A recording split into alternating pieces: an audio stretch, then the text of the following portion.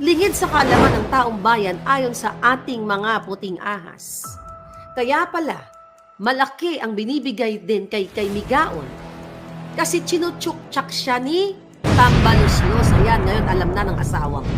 Nakakahiyang baho ni PBA Party List Representative Migs Nograles isiniwalat ng kilala at controversial na vlogger na si Maharlika. Ayon pa nga kay Maharlika ay pakangkang umano ang babaeng kongresista sa mga may asawa na sa loob ng kongreso kapalit ang pera ng taong bayan. Dagdag pa ng vlogger ay mismong si Speaker Martin Romualdez at Sandro Marcos ay nakagamit na di umano sa pakangkang na si Migs Nograles. Hanggang sa kasalukuyan ay wala pang sagot si Nograles sa mga pasabog at akusasyon ng vlogger. At kaya umano ito malakas ang loob na kalabanin ang mga Duterte sa Davao ay suportado ito ni Speaker Romualdez o mas kilala sa tawag na Tambaluslos. Komento pa nga ng mga dismayadong netizens, palayasin lahat ng immoral sa Kongreso. Sobrang dumi na ng Kongreso pag ganyan, mga magnanakaw na mga immoral pa bago maging putik ang tingin sa inyo ng mga tao. Sanay pala itong sinugnog magkaroon ng sugar Tambaluslos. Siguro, hindi ako nagkamali. Sugar lolo din niya si Congressman. Ako, nakakahiya kang babae ka. Kumabit ka para makamit mo ang gusto mo. At mahilig ka pang manira. Ayan ang mali sa'yo, kupal ka. Sana parusahan ka ng demonyo. Migs Nograles, bakit mo binigyan ng kahihiyan ang mama Bebet Bendigo mo at lolo at lola mo sa side ng Nograles at Bendigo? Mahiya ka naman, huwag masilaw sa pera. Sayang. Magdedesisyon. Remember, sabi ng buwaka ng inang Tambaluslos? Ano sabi niya? Pakialam niyo sa PI, magtrabaho kayo, di ba? Yun parang yun ang statement niya. Huwag yung pakialam niyo yung PI. Kita mo yung pagkababoy ng hayop na yon. Na parang walang pakialam ang Senate, walang pakialam ang taong bayan. So sila-sila na lang. Kasi nga, planado na mga kababayan. Okay? Pinlano na nila ahead of time kung paano baguhin ang sapilitan, baguhin ang konstitusyon nang naaayon sa gusto nila. Kasi they want, di ba sabi ko sa inyo, 2022 pa lang, bago pa lumabas itong mga confirmation, bago pa kayo, after, doon minumura nyo nga ako, di ba? Hindi kayo naniniwala sa akin. And it's okay, now gising na kayo. Ano ang sabi ko sa inyo nun? Si Liza ay what? Plano niyang iupo si Tambaluslos sa 2028. Tapos si Sandro, by hook or by crook, kung anong gagawin nila para ma-stay sila in power. So hindi nyo pa ba nakikita? Diba? Nagkaiba man ang kanilang way of yung plano nila, and now this is the People's Initiative. So nakaprograma na sila. So day one pa lang, ang layunin ng mga narco-pulboronic, na katulad ni Kuting at ni Lisa, it's not for the people. Kung paano makamkam, kasi wala nga silang pakialam sa inyo, sa ating lahat. Diba? At maluloka kayo, mga kababayan. Bakit kayo maluloka? Okay? Napag-alaman natin. Actually, 3 kinonfirm ko to bago natin ilalabas. 3 tao. Ang isang informante natin sa Congress. Okay? Yung isa sa Malacanang, yung isa sa Senado. Okay? Kasi ayokong basta-basta ilalabas to ng hindi ako sure. So kailangan nating ibanggain yung mga statement ng mga puting ahas kasi baka mamaya makuryente tayo ng bonggang-bongga. So napag-alaman natin,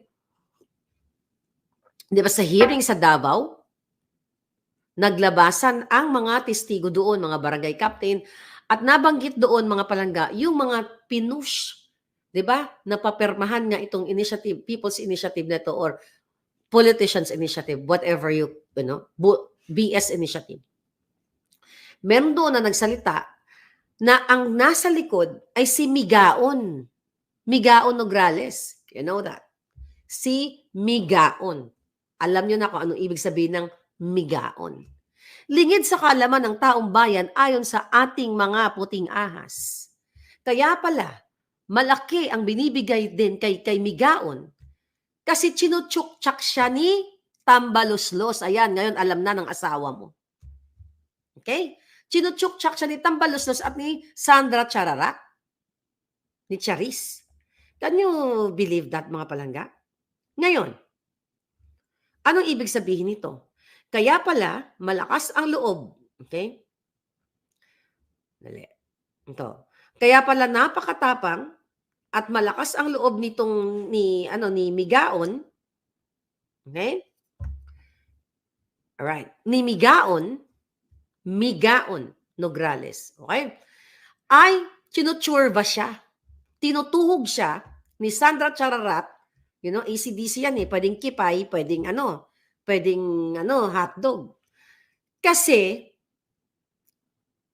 hindi nilalandi, chinotsyok-tsak nga, Tinutsorba siya ni Tamba at ni Sandra. Kaya naman pala ang kipay niya laging busog. Hindi lang 'yun, ginagamit niya ang kanyang kabigaan para makakamkam ng pera ng bayan.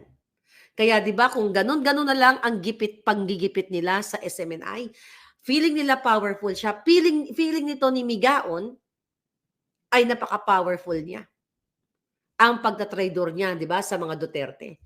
So yung pala, chinutsyuk-tsaktsyene siya sa lingid sa kalaman ng asawa ni Tamba. Imagine niyo, nagtutuhugan ng mga buwaka ng ina. Ngayon, sabi ko nga, wala tayong pakialam kung magtsuktsakan sila, mag-orgy sila, wala tayong pakialam doon. Pero nakasalalay dito ang pera ng bayan. Alam mo kung bakit? Kasi may pagkakataon pa na palangga na si Migaon ay nagparinig doon sa Kongreso. Okay na? May sa isang dinner, nandoon si Tamba, kasi nga speaker Ano sabi, naghanap ako ng boyfriend. Nagbiga-biga siya doon. So, siyempre, si Tamba mahilig sa laman na panis. Okay? So, ngayon, nung narinig ni Tamba na gusto ni Migaon magpa-tsuktsak-tsenes, ayun, naganap ang mga eksena. At sharing pa yung magtiyuhin, si Sandra Chararat. Kita mga kahiyupan nito mga hayop na to. Diba ako na nag-expose sa inyo na bumibili ng mga kababaihan si Sandra Chararat diyan sa Kongreso nung December? 'Di ba? Inano ko sa inyo, pero ngayon malinaw na itong si Migaon, kaya nga siya binansagan na Migaon Hindi lang hotdog na cocktail yung tsumutsuktsak sa kanya. Si Sandra Chararat, cocktail yun 'di ba? Cocktail. Yung isa naman, yung alam mo yun, parang tando-tando, yung hindi 'di ba pag ganyan ka-joba, who are representatives. Tama yun, sabi ni Mariah. Ngayon, nagparinig-rinig siya during that dinner, kaya tinambakan siya ng bonggang-bonggang budget. Kahit anong hilingin ni Migaon ay binibigay ni Tamba Yeda, alam mo na. Ganun po nila binababoy ang pera ng bayan. Wala akong pakialam kung magbaboyan sila, magtsuktsakan sila. Pero ang pakialam natin dito, pakalangga, ginagamit ni Migaon ang kanyang kipay labum, magpapatuslok, okay, magpapatsuksak sa cocktail hotdog. Okay? Sino cocktail? Si Sandra. Yung isa, tando-tando. Ano ba sa Tagalog ang tando-tando? Alam mo yun, basta yung maliit ba, yung ganun. Na hindi na jumajayo. You know what I mean? So, at madalas silang what? Baka nagtitrisam pa. Hindi nakarating sa akin kung nagtitrisam sila Okay? Pero yun ang mag-isip kayo yung parang kuhol. Di ba pag majoba naiipit? Sorry doon sa mga naiipit yung mo, pototoy mo, parang naging kasing liit na lang ng what? Jutay. Sabi ni Danica, kasi lait na lang ng mais. Di ba? So, ito po ang ginagawa ni Migaon. Si Migaon, kaya naman, mga taga Davao, alam nyo na. Pinangakuan doon, may mga nagsalita doon na mga kababayan natin sa Davao na pinapipirma silang magpamilya, pinangakuan sila 10,000 each, di ba? 10,000 each daw. Panglilin lang ni Migaon. So, ibig sabihin nito, malakas ang loob ni Migaon manglinlang sa mga Davaoenyo kasi isang ayot, ayot ba yun? Iyot pala. Kalimutan ko na. Ayod pala, Ilonggo ang iniisip ko. Isa lang kaayod niya, pera na. Pera galing sa kaban ng bayan. Kailangan nyong malaman, dito sa Maharlika Channel, mga balitang hindi nyo maririnig sa mainstream media. Actually, Nakikinig ako ng, hearing kagabi kay, sa Davao ano, nakatulugan ko lang. But I'm so happy wala ng sipon-sipon ko, 'di ba? Kasi talagang ano ko, talagang nagsingot ako palangga, nagsingot ako ng bawang, gano'n lang ang gamot ko. Hindi ako dependent, hindi ako pulboronic dependent. Talagang nagbawang ako, sabi ko kailangan lumakas ako para maano ko yung mga buwakan ng ina, 'di ba? So bawang, luya, tanan, yung mga lahat gulay-gulay, nag-inom ako ng vitamin C, nilakla ko lahat, juice, lahat. So talagang ngayon, ang ganda ng pakiramdam ko ng bonggang-bongga. So kaya ngayon, ang ano natin, ang topic natin, tsuktsakan. Kasi dapat may energy ako, 'di ba? Kasi sa tunay na buhay, kailangan mo may energy ka. Pero hindi ka papatuhog ng sa magtiyuhin. At ang kapalit ay kaba ng bayan, pera ng bayan. Sino ang punot dulo ng lahat ng ito? Ang pamilyang Polboronic. Torjakan, sabi ni Ramrami. Imagine mo, bubuka ka lang si Migaon, ibibigay na sa kanya ang pera ng bayan. See that? At ngayon, nasa Amerika daw, nabasa ko, nasa New Jersey daw siya. So lumalabas siya sa picture, nung nag-speech si Pulong Duterte, 'di ba, doon sa Davao Rally, na sinasabi niya ito nga si Migaon, tapos ang drama ni Migaon, nasa Jersey daw siya, nasa New Jersey, kasi kasama niya yung kapatid niya, family niya, da. Tingnan mo yung kadyutahan niya, parang lumalabas sa picture. Pinlano nila ang PI na ito nung nandito pa siya nandiyan pa siya sa ano, sa Pilipinas. So kahit anong well, you know what? Kahit ano pang pagtatakip nila, kaya nga ikaw Senator Amy, itong si Oñate, kinontempt nyo na dapat yan, ikinulong nyo na, anong ginagawa ng ombudsman? Bakit walang kinakasuhan? Ano, paulit-ulit na lang tayo na si Tambaluslos nagbigay ng 20 million bawat isa, maliban pa kay Migaon, may kasamang Chukchak Chenes. So kakalimutan na lang yung mga mainstream media, walang pakialam. Dapat yung ganito may kaparusahan na. Dapat umaaksyon na ang ombudsman. Dapat gumagawa na ang mga ahensya na pwede silang parusahan. So like after a week, 2 weeks, 3 weeks, kakalimutan na lang natin yung issue na to, then move on tayo sa next issue. Katulad ng ginagawa ni Liza Ahas Araneta sa PCSO, katulad ng ginagawa ni Tulfo at ni Pimentel na nagtapang-tapangan, na kesyo anong sabi ni Tulfo, pananagutin, na papaimbestigahan niya, gagamit daw siya ng forensic expert, kung kailangan paimbestigahan kung sino ito, mga nanalo na ito ng loto. Ano nangyari? Tumiklop ang pototoy ni Tulfo na maliit din kasi laki ng stick ng barbecue. No, maliit. Yung pang kikiam, no? Parang ganun. So umurong bakit? The question is, nasungal-ngalan na ba ang pototoy ni Tulfo at ni Coco Pimentel? Galing din sa ating puting ngas ng bilyong piso. So again, mga kababayan, kawawa ang Pilipino. Kawawa tayong lahat dito. Marami ako na-receive na message, Miss Marlica, I'm 72 years old, nawawalan ako ng pag-asa. Kawawa naman yung mga apo ko. Miss Marlica, nakakapagod yung laban mo, but we're here, ganyan. Sa tingin niyo, hindi ako napapagod? Napapagod ako. Pero the moment na tumigil ako, magdidiwang sila. Kasi yun ang gusto nila, i-silence tayo. Katulad ng pag-silence sila sa ating dalawang Facebook account. Diba?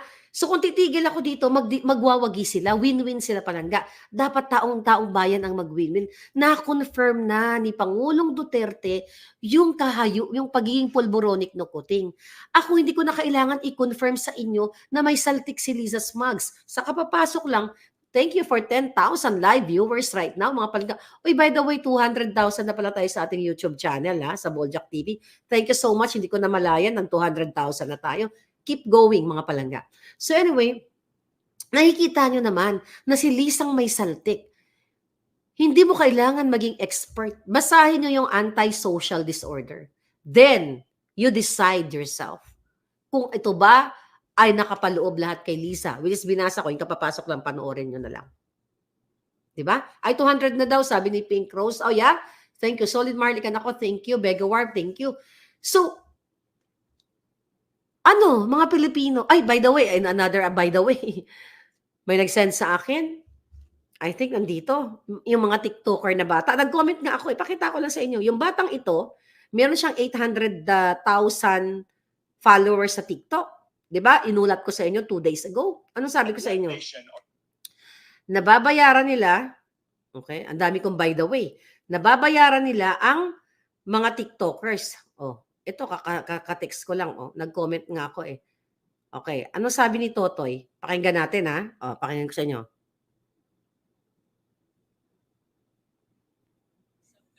May share lang po ako sa inyo tungkol kay House Speaker Martin Romualdez. Dahil sobrang the best at bilib po ako sa kanya.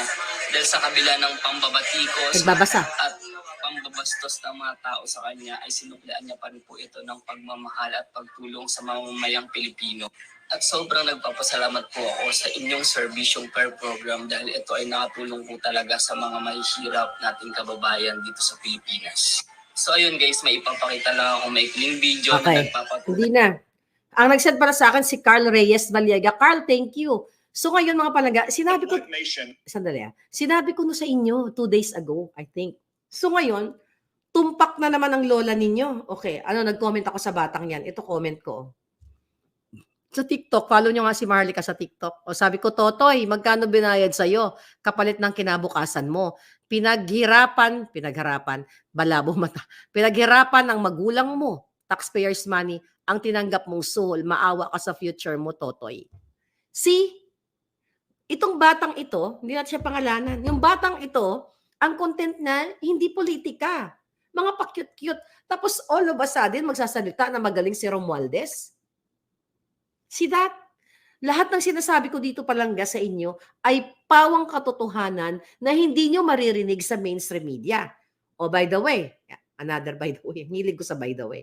Gusto nyo makita? Follow nyo ako sa TikTok. Kasi doon ko ipopost yung mga kalaswaan nila. 2022 or first quarter of 2023, I think. Ang sinabi ko na si Emerald Bukangkang ng PCO, di ba kasama sila sa mga visit?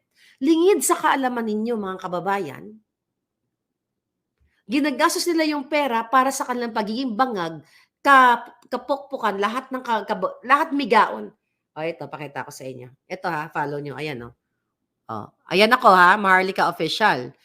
Okay, 24.7. Ayan ang aking legit. Nakita nyo yan, dahan-dahan lang.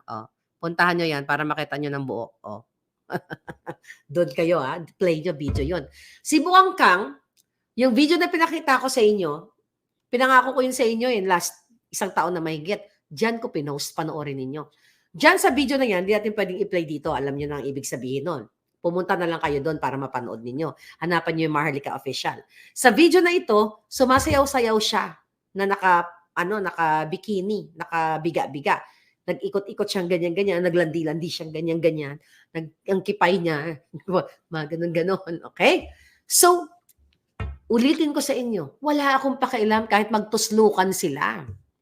Kahit magtsuktsakan sila, kahit aptosawa hanggang mamaga ang kipay nila, wala tayong pakialam. Pero ito, sinasama ni Kuting sa kanyang mga state visit. Tapos, ginagastos ang pera ninyo, pagkain, lahat, pagkabangag, yate, nasa yacht sila Panoorin niyo ha. Nasa yacht sila mga palangga. So, eto na yung bunga ng pagkakaroon natin ng pulboronic na presidente at may saltik na smuggler na asawa. Nakita nyo? Yung doon nakabukangkang, tignan nyo. Meron doon si Jabba the smuggler nandoon din. Okay? So dito natin makikita, mga kababayan, na walang pagmamahal. Sabi ko nga, maitim ang puso nila. They don't care about us, about you especially. Sabi ko nga, pag-upo pa lang, si Dark Choco, 1 billion ang bahay sa Forbes Park. Si Paul Soriano, kahit wala na, Amerikano. Oh, by the way, may nag-send din sa akin. By the way. Favorite word natin yung today, by the way. Okay? Ito. Para lang, kahit na wala na siya wala na siya sa, ito ba yan? Okay, ito. Sa Amerika ba pinanganak si... Ito. So, kahit na wala na si Paul Soriano, considering na laking Amerika ito. Sa Amerika ba pinanganak? Okay. Di ba si Paul Soriano, sinabi ko sa inyo na sa Amerika ipinanganak, inappoint ni Kuting at ni Lisa, yan ay paglabag sa batas. Pero walang ginagawa o walang ginawa ang gobyerno natin hanggang sa tuluyang inalis na dahil maraming kontrobersyang involvan. So ngayon, sinabi ko sa inyo na si Paul Soriano ay isang Amerikano. O ito ngayon may nag-send sa akin. Thank you pala sa nag-send. Sorry, hindi ko nakuha yung name mo. Babatiin na lang kita sa susunod. Ito. When considering na laking Amerika ito, sa Amerika ba pinanganak si Direk Paul? Yes, Sa Mm. Amerika po. Sa Amerika po. Okay, ulitin natin. Laking Amerika ito. Sa Amerika ba pinanganak si Direk Paul? yes, sa Amerika po. Sa Amerika pinanganak. Okay. Laking Amerika. So, hindi ko na kailangan pang makuha ang passport ni Soriano para sabihin sa inyo na siya ay Amerikano. Question ko, mga kababayan, mga abogadong magagaling, mga nagagaling-galingan at totoong magaling. Tama ba na mag-appoint si Kuting, si Lisa ng isang taong ipinanganak sa Amerika? Diba? So, totoo ang sinasabi ko dito. Kasi nga ipinagmalaki ni Paul Soriano yung kanyang blue passport. Pwede mag-appoint si Kuting ng naturalized, katulad ko. But I have to renounce my citizenship. O you, dito. Diba? Kaya ngayon yung bintang nila sa akin, di ba? Mapa-appoint ako ng ambassador. Doon sa mga syunga, hanggang ngayon na mga syunga, hindi po pwedeng i-appoint ang isang Amerikano, whether natural born or naturalized. Before ka ma-appoint, you have to renounce your citizenship. Kung saan ka mang lugar, nasa Europa ka man, nasa Japan ka man. Dapat 100% Pilipino ka. And, hindi ko lang alam ang, yung hindi ko na-review yung sa natural born, ha? Kasi si Paul Soriano is natural born. Diba? Hindi siya nag-acquire ng Filipino citizenship. So, by the way, na-addict na ako sa by the way. So, bawal ang ginawa ni Kuting. So, nakita nyo, pag upo pa lang, ito ang, kasi si Paul Soriano ang isa sa pinakauna kong mga, ginogsak. Si Dark Choco na bumili ng bahay, Philippine Ports Authority, 4, si Jay Santiago, si Kuting sa agriculture, yung pakipagsabuatan kay Michael Ma, si Bienvenido Rubio sa Bureau of Customs, si Altenco, halos kabisado ko na lahat na magnanakaw. 'Di ba? Si Acuzar sa housing. Ngayon, ang dami nila. I hope kayang accommodate ng utak ko sa sobrang dami ng in-expose natin dito at nagiging totoo at nagiging balitaan ang pinaka-confirmation mismo ang Pangulo ng Pilipinas na si Pangulong Duterte. Ngayon, ang issue naman natin dito nga sa ICC. Ulitin ko, vlog natin kagabi, nakapasok na sila at gusto pang himasukan ang ating soberenya at nakipag-meeting ang Malacanang para what? Makialam sa atin. Para idamay si Inday, idamay si Pangulong Duterte. So, kaluoy man ka mo mga palangga. Sino si Michael Ma? Ka-business partner ni Lisa sa smuggler. Siguro yung mga nagtatanong, ngayon lang po kayo nakapasok dito. Panoorin, pag may time po kayo, panoorin yung mga video ko, mga expose, no? Grabe yun. Mel, thank you. Hindi ka naman si Milyonaryo, no? Mel 77. Ngayon, mga kababayan. Okay? Traidor talaga si Kuting, sabi ni Ana. Pulburon video is the easiest way to kick out Nick E. Sabi ko nga palang, hindi ako ang maglalabas yan. So, babalik tayo dito kay Migaon na nagpapachok-chak challenge. Yun lang ba ang title natin, si Migaon? Okay? Chinuchurva. So, imagine nyo kayong mga working class citizen, kayo mga OFW, even anong man ang status nyo sa buhay, kahit jobless kayo sa Pilipinas, babayad din kayo ng tax, part kayo ng gobyerno. Ang pera ninyo ay napupunta sa bawat bikangkang ni Migaon ay nadadagdagan siya ng milyon-milyon budget para magsuot ng mga material, mga bonggang-bonggang mga perlas, mga ginto na galing sa kaban ng bayan. Mga damit nila, sabi ko nga, bawat sinulid na sinusuot nila galing sa pera ng bayan. Binababoy na tayo, mga palangga. Sobra na ang pagbababoy. So, sabi ni Kirk, humility, lahat ng Pilipino, lahat, walang kitambay ka, nagbabayad ka ng buwis. Diba? Lahat ng buwis ng binibili mo, kasama ka dito. Binababoy kayo ng isang narco president at narsi. Ayan. Narsisang ahas. Ang dami niyang tawag, eh, Narcisa, Pulboronic, may Saltik, lahat na. All in one. Di ba? All in one, nasa kanya lahat.